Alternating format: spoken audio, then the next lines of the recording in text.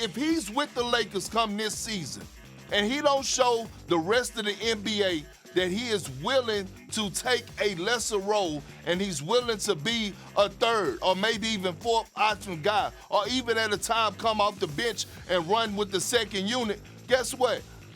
It's not even about the market.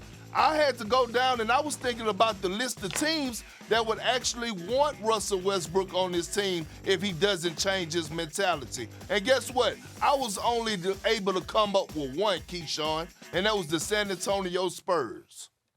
You know, Perk, I don't know that he won't change, though, to be honest with you. You and I both know Russ. I think right now he wants to be in L.A. He wants to show the people of L.A. where he's from, that he can play alongside LeBron James and company. Yeah, he's hearing the noise about possible trades and things of that nature.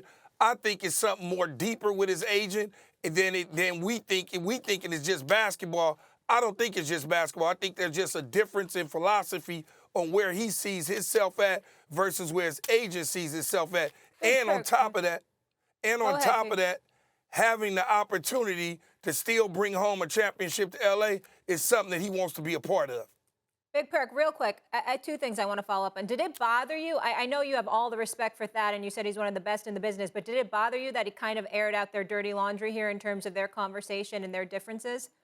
Well, what you mean, Molly? What you mean? I mean by him coming out and giving all these different quotes about why their relationship didn't work out, how the agent went to the media and aired that out. That's what I'm referring to. Go ahead, Kay. No, I said I'll answer that for you, Perk. It bothered me. Yeah. It certainly bothered me because that's a conversation that you and I have. It ain't a conversation for Molly to get, for Perk to get, for Keyshawn to get. Those conversations stay within house because I'm sure Westbrook can come back. But you know what that is? That's the agent getting out in front so he's not embarrassed about the fact that him and Westbrook parted ways, so he want to make it seem a certain way. That's just my opinion, though. Well, let me give you my opinion, okay? Yeah. Thad is an African-American agent, okay?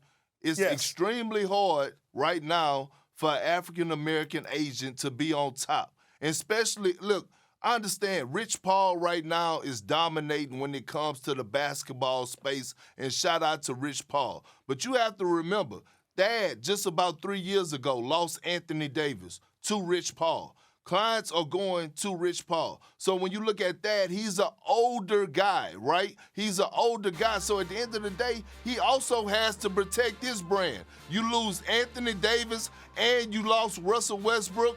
You talking about two guys that was making top dollars. Anthony Davis still in his prime right now, one of the top 5 talents. You lost the first ballot Hall of Famer Russell Westbrook. You have to protect your name some form of fashion. And at the end of the day, he said, guess what? Me and Russ are good.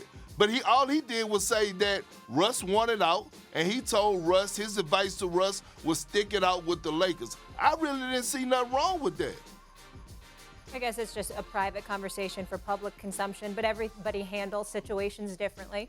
And the other thing I want to get to here too, Keyshawn, and you talked about LA, and obviously LeBron James came, it's a super team, 1 ring's not enough. But as a Lakers fan, it all said and done, if he ends up with 1 ring, do you think you could let it slide just based on the fact on how this all played out with AD, with Russ? Because LeBron did everything he could do. So I just don't understand how that could fall on his shoulders. I think it's going to be respected. There's no question about it, Molly. But I think there's still going to be this, you're not Kobe, you're not Magic. The Laker fan base just thinks different. And that's not fair to LeBron.